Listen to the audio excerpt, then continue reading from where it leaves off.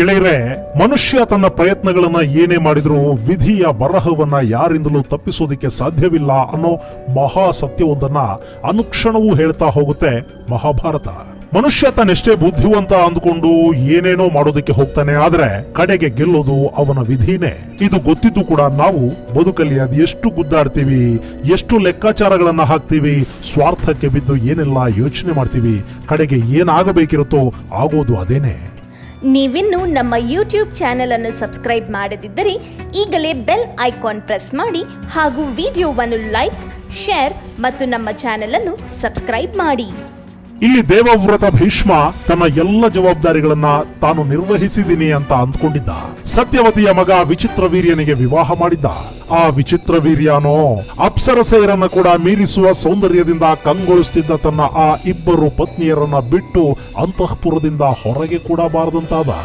ಮಿರಿಮಿರಿ ಯೌವನ, ಯಾವುದಕ್ಕೂ ಕಡಿಮೆಯಾಗದಂಥ ರಾಜಪ್ರಸಾದ, ಎಲ್ಲದಕ್ಕಿಂತ ಹೆಚ್ಚಾಗಿ ರಾಜ್ಯಾಡಳಿತದ ಸಮಸ್ತವನ್ನ ನೋಡ್ಕೊಳ್ಳೋದಕ್ಕೆ ಭೀಷ್ಮ. ಇಷ್ಟಿದ್ದ ಮೇಲೆ ಸತ್ಯವತಿಯ ಆ ಮುದ್ದಿನ ಕುಮಾರ ವಿಚಿತ್ರ ವೀರ್ಯನಿಗೆ ಇನ್ನೇನು ತಾನೇ ಬೇಕು ಹೇಳಿ? ಅವನು ಅಂತಃಪುರದಲ್ಲಿ ಸೇರ್ಕೊಂಡು ವಿಲಾಸಗಳಲ್ಲಿ ಮುಳುಗೋಗಿದ್ದ. ಮತ್ತೊಂದು ಕಡೆ ಭೀಷ್ಮ ಅಂಬೆಯನ್ನ ಸಕಲ ಗೌರವಗಳೊಂದಿಗೆ ಸೌಭದೇಶದ ಅರಸ ಶಾಲ್ವನ ಬಳಿಗೆ ಕಳುಹಿಸಿದ್ನಲ್ಲ, ಅದು ತನ್ನ ಪಾಲಿಗೆ ಶಾಪವಾಗತ್ತೆ ಅನ್ನೋದು ಭೀಷ್ಮನಿಗೆ ಆ ಕ್ಷಣದಲ್ಲಿ ಖಂಡಿತ ಗೊತ್ತಿರಲಿಲ್ಲ. ಅವತ್ತು ಭೀಷ್ಮನ ವಿಶಾಲ ಹೃದಯಕ್ಕೆ ಕೃತಜ್ಞತೆಯನ್ನ ಸಲ್ಲಿಸಿದ್ದ ಅಂಬೆ ಹಸ್ತಿನಾವತಿಯ ಸೇನಾ ರಕ್ಷಣೆಯಲ್ಲಿ ರಥವೇರಿ ಸಾವಿರ ಸಾವಿರ ಆಸೆಗಳನ್ನ ಹೊತ್ತು ಸೌಭದೇಶದ ಕಡೆಗೆ ನಡೆದಿದ್ಲು. ತನ್ನ ಪ್ರಿಯಕರ ಶಾಲ್ವನನ್ನ ಸೇರುವ ತವಕ ಅವಳದ್ದು.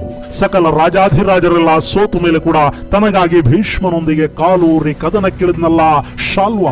ಈಗ ತಾನು ಬಂದಿರೋದನ್ನ ನೋಡಿ ಸಂತೋಷಗೊಂಡು ಬಾಚಿ ತಬ್ಬಿ ಲಲ್ಲೆಗರಿತಾನೆ. ಇನ್ನು ತಾನು ಭೀಷ್ಮನೆದುರು ನಿಂತ ಅವನ ಶೌರ್ಯವನ್ನ ಹೊಗಳಿದ್ರೆ ಇನ್ನಷ್ಟು ಪ್ರಸನ್ನನಾಗ್ತಾನೆ. ಅವನ ಪುರುಷಾಹಂಕಾರ ಜಾಗೃತವಾಗಿ ತನ್ನೆಡೆಗಿನ ಮೋಹ ಹೆಡೆ ಎತ್ತಿ ನೆನಪೇ ಅವಳ ಕೆನ್ನೆಗಳನ್ನ ಕೆಂಪಗಾಗಿಸಿತ್ತು.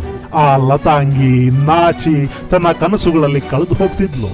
ಸೌಭದೇಶದ ಅರಮನೆಯ ಮುಂದೆ ರಥ ನಿಂತು ಸಾರಥಿ ಎಚ್ಚರಿಸಿದಾಗ್ಲೇ ಅವಳು ಕನಸಿನಿಂದ ಹೊರಗೆ ಬಂದಿದ್ದು. ರಥ ಇಳಿದ ಅಂಬೆ ಸೀದಾ ತನ್ನಿನಿಯನ ಅರಮನೆಗೆ ಹೋಗ್ತಾಳೆ. ಅಲ್ಲಿ ಮಂತ್ರಾಲೋಚನೆಯಲ್ಲಿದ್ದ ಶಾಲ್ವ ಅಂಬೆಯನ್ನ ನೋಡಿ ಪ್ರಸನ್ನಗೊಳ್ಳಬೇಕಿತ್ತು, ಆದ್ರೆ ಅವನ ಮುಖದಲ್ಲಿ ಅಂಥ ಯಾವ ಲಕ್ಷಣಗಳು ಕಾಣಿಸ್ಲಿಲ್ಲ. ಸರಿ, ಅಂಬೆ ಭೀಷ್ಮನ ವೃತ್ತಾಂತವನ್ನ ಹೇಳಿ ತನ್ನ ಪ್ರೇಮದ ಬಗ್ಗೆ ತಿಳಿದ ನಂತರ ಭೀಷ್ಮ ತನ್ನನ್ನ ಸಗೌರವವಾಗಿ ನಿನ್ನ ಬಳಿಗೆ ಕಳುಹಿಸಿದಾನೆ, ನನ್ನನ್ನ ಸ್ವೀಕರಿಸು ಅಂತ ಕೇಳ್ಕೋತಾಳೆ. ಆದ್ರೆ ಶಾಲ್ವ ಅಷ್ಟೊತ್ತಿಗಾಗ್ಲೇ ಕಲ್ಲಾಗಿ ಹೋಗಿದ್ದ. ಭೀಷ್ಮ ತಾನು ಹೊತ್ತೊಯ್ದವಳನ್ನ ಮತ್ತೆ ಕಳುಹಿಸಿದಾಗ ಅವಳನ್ನ ಸ್ವೀಕರಿಸಿದ್ರೆ ಅದು ಕ್ಷಾತ್ರಕ್ಕೆ ಭಂಗ ಅಂದುಕೊಂಡ. ಹೆಣ್ಣನ್ನ ಕಾದಾಡಿ ದಕ್ಕಿಸಿಕೊಳ್ಳಲಾಗದವನು ಅದನ್ನ ಭಿಕ್ಷೆಯ ರೂಪದಲ್ಲಿ ಪಡೆದ್ರೆ ಅದು ತನ್ನ ಪೌರುಷಕ್ಕೆ ಅವಮಾನ ಅಂದ್ಕೊಂಡ. ಅದೆಲ್ಲದಕ್ಕಿಂತ ಹೆಚ್ಚಾಗಿ ಭೀಷ್ಮ ತ್ಯಜಿಸಿದ ಇವಳನ್ನ ನಾನು ಹೇಗೆ ಸ್ವೀಕರಿಸಲಿ ಅಂದ್ಕೊಂಡ. ಅದನ್ನ ನೀವು ಗಂಡಿನ ಅಹಂಕಾರ ಅಂತ ಬೇಕಿದ್ರು ಅಂದ್ಕೊಳ್ಳಿ, ಕ್ಷಾತ್ರ ಅಂತ ಬೇಕಿದ್ರು ತಿಳ್ಕೊಳ್ಳಿ, ಪ್ರೇಯಸಿಯನ್ನ ತಿರಸ್ಕರಿಸುವ ಅವಿವೇಕ ಅಂತ ಬೇಕಿದ್ರು ಅಂದ್ಕೊಳ್ಳಿ. ಆದ್ರೆ ಶಾಲ್ವ ರಾಜ ಅಂಬೆಯನ್ನ ಮತ್ತೆ ಪರಿಗ್ರಹಿಸೋದಿಕ್ಕೆ ಮಾತ್ರ ಅಲ್ಲಿ ಸಿದ್ಧನಿರ್ಲಿಲ್ಲ. ಪಾಪ ಪರಿಪರಿಯಾಗಿ ಬೇಡಿಕೊಂಡ್ಲು ಅಂಬೆ, ಆದರೂ ಕೂಡ ಅವನ ಮನಸ್ಸು ಕರಗಲೇ ಇಲ್ಲ. ಸರಿ, ಇನ್ನೇನು ಮಾಡೋದು?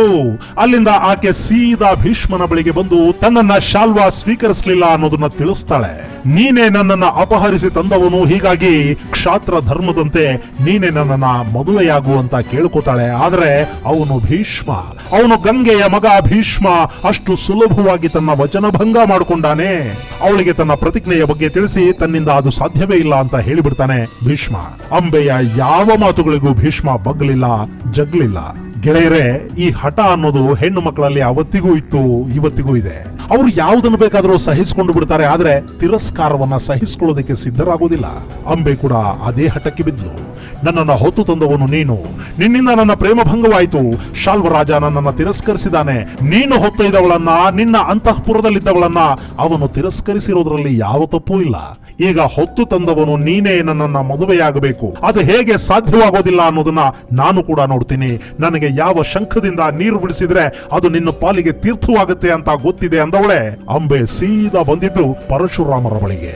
ಜಮದಗ್ನಿ ಮಹಾಮುನಿಯ ಪುತ್ರ ಪರಶುರಾಮರು ಅಷ್ಟೊತ್ತಿಗಾಗಲೇ 21 ಬಾರಿ ಜಗತ್ತನ್ನ ಸುತ್ತಿ ಕ್ಷಾತ್ರವಂಶದ ಸಂಹಾರ ಮಾಡಿ ಶಾಂತರಾಗಿ ಕೂತಿದ್ರು. ಗಂಗೆಯ ಬೇಡಿಕೆಯ ಮೇರೆಗೆ ಗಾಂಗೇಯನಿಗೆ ಸರ್ವಶಸ್ತ್ರ ವಿದ್ಯೆಯನ್ನ ಧಾರೆ ಎರೆದಿದ್ರು. ಗಾಂಗೇಯ ಪರಶುರಾಮರ ಅಚ್ಚುಮೆಚ್ಚಿನ ಶಿಷ್ಯನಾಗಿದ್ದ. ಇಂಥ ಶಿಷ್ಯ ಒಂದು ಹೆಣ್ಣಿಗೆ ಅವಮಾನ ಮಾಡಿದ್ನ, ಅಸಂಭವ ಅಂದ್ಕೊಂಡ್ರು ಪರಶುರಾಮರು.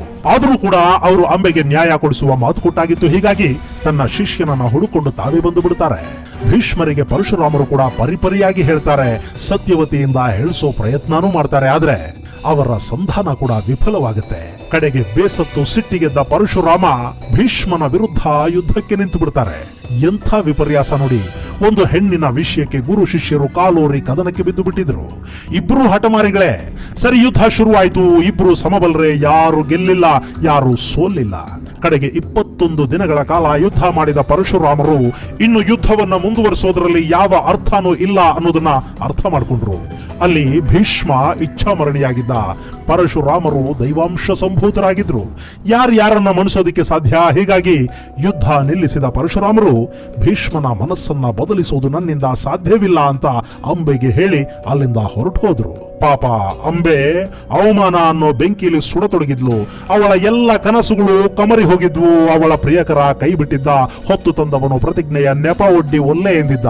ಹೆಣ್ಣು ಏನನ್ನು ಬೇಕಾದರೂ ಸಹಿಸಿಕೊಂಡಾಳು, ಆದ್ರೆ ಗಂಡಿನ ತಿರಸ್ಕಾರವನ್ನ ಖಂಡಿತ ಸಹಿಸೋದಿಲ್ಲ. ಅದರಲ್ಲೂ ಅಂಬೆ ಅನ್ನೋ ಅಪ್ರತಿಮ ಸುಂದರಿ ಹೇಗೆ ತಾನೇ ಸಹಿಸ್ತಾಳೆ? ಅವಳು ಭೀಷ್ಮನ ವಿರುದ್ಧ ಪ್ರತೀಕಾರದ ಅಗ್ನಿಯನ್ನ ಮನದ ತುಂಬಾ ತುಂಬಿಕೊಂಡು ಅಲ್ಲಿಂದ ಹೊರಟು ಬಿಟ್ಲು. ಮುಂದೆ ಅದೇ ಅಂಬೆ ಶಿವನ ಕುರಿತು ಘೋರ ತಪಸ್ಸು ಮಾಡಿ ಆತ್ಮಾಹುತಿ ಮಾಡ್ಕೋತಾಳೆ. ಮುಂದಿನ ಜನ್ಮದಲ್ಲಿ ಭೀಷ್ಮನ ವಿರುದ್ಧ ಪ್ರತೀಕಾರಕ್ಕಾಗಿನೇ ಹುಟ್ಟಿ ಬರ್ತಾಳೆ. ಆ ಬಗ್ಗೆ ಮುಂದೆ ನಿಮಗೆ ಹೇಳ್ತೀನಿ. ಹೀಗೆ ಇಲ್ಲಿ ಅಂಬೆಯನ್ನ ನಿವಾರಿಸಿಕೊಂಡ ಭೀಷ್ಮ ನಿಟ್ಟುಸಿರು ಬಿಡೋದ್ರಲ್ಲಿ ಮತ್ತೊಂದು ಅನಾಹುತ ನಡೆದು ಹೋಗಿತ್ತು.